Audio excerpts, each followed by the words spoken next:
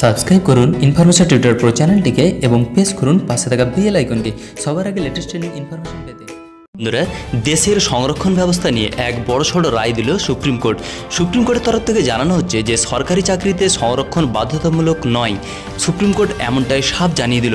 তো বন্ধুরা, আজকে আমরা এটা নিয়ে আলোচনা করব যে এতদিন ধরে যে এসসি এসটিদের জন্য যে সংরক্ষণ ব্যবস্থা চালু ছিল সারা দেশ জুড়ে, এবার পুরোপুরিভাবে সেই সংরক্ষণ ব্যবস্থা বন্ধ হতে চলেছে। হ্যাঁ বন্ধুরা, তো সেটা নিয়ে কি বলছেন দেশের শীর্ষ আদালত বা সুপ্রিম কোর্ট, আজকে থাকবে সেটাই আলোচনার মেন বিষয়। তো বন্ধুরা, অবশ্যই ভিডিওটি প্রথম থেকে লাস্ট পর্যন্ত দেখবেন, ভালো লাগলে একটা লাইক করবেন এবং আপনার মতামতটা কিন্তু অবশ্যই কমেন্ট বক্সে লিখে জানাবেন যে দেশে সংরক্ষণ ব্যবস্থা থাকা উচিত কি উচিত নয়। তো বন্ধুরা, শুরু করা যাক কি বলছেন দেশের শীর্ষ আদালত বা সুপ্রিম কোর্ট এই সংরক্ষণ ব্যবস্থাকে নিয়ে।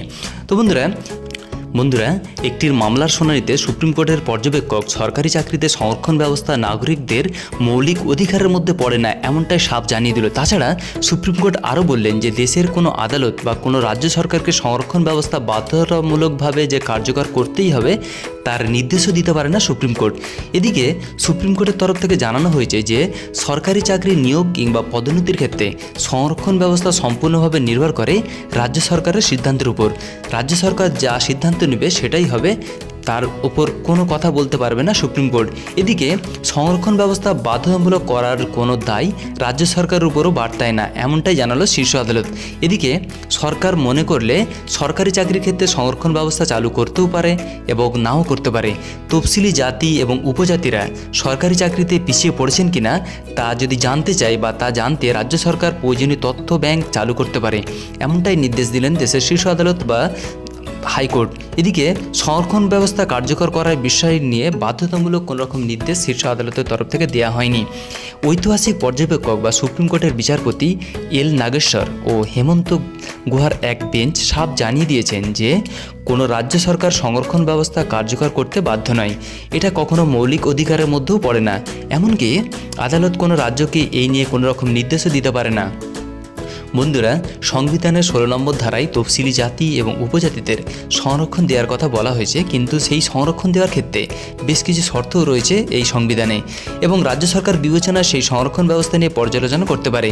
তো সংরক্ষণ আওতায় তফসিলি জাতি এবং উপজাতিদের রাখা হবে কিনা সেই সিদ্ধান্ত পুরোটাই রাজ্য সরকারের উপরেই পড়বে। অর্থাৎ এবার থেকে সুপ্রিম কোর্ট সংরক্ষণ ব্যবস্থাটা পুরোপুরি প্রত্যেকটা রাজ্যের তাদের যে সরকার সেই সরকার চালাচ্ছে তার উপর ডিপেন্ড করছে। এই নিয়ে কোনো রকম মাথা ঘামাবে না সুপ্রিম কোর্ট, এই নিয়ে কোনো রকম বাধ্যতামূলক বা সিদ্ধান্ত দিতে পারবে না সুপ্রিম কোর্ট, এমনটাই স্পষ্টভাবে জানিয়ে দেওয়া হলো সুপ্রিম কোর্টের তরফ থেকে।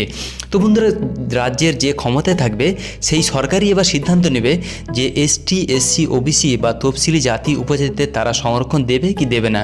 তো বন্ধুরা, এদিকে শীর্ষ আদালতের এই পর্যবেক্ষণ ঘিরে সিঁদুর মেঘ দেখতে শুরু করেছে অর্থনৈতিক বা সামাজিক দিক থেকে পিছিয়ে থাকা তফসিলি জাতি এবং উপজাতিদের একাংশ।